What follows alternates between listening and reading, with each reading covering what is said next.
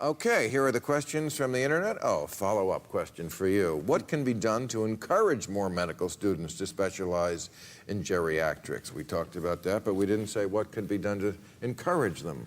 Well, first thing that's happening is it's almost like medical students are the last people to know.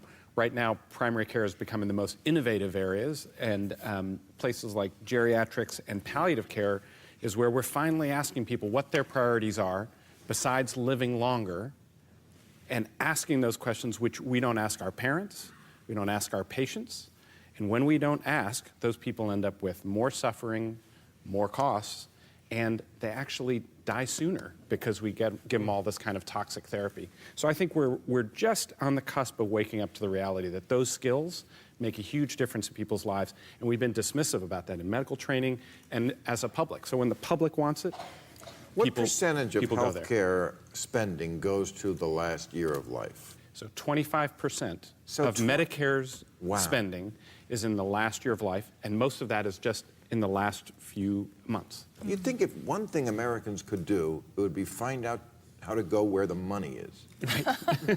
Isn't that the one thing we're good at?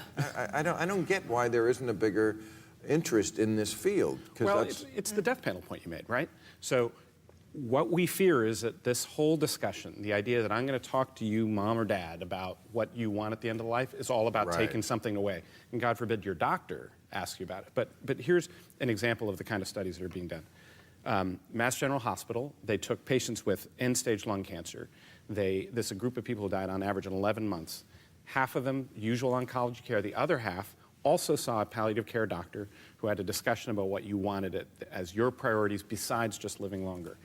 Those people ended up choosing to stop their chemotherapy earlier, were more likely to die at home, got hospice sooner, and they lived 25% longer. Wow. This is the missed conversation, and we're afraid of it because we've been labeling it death panels for the last few years, and we're finally now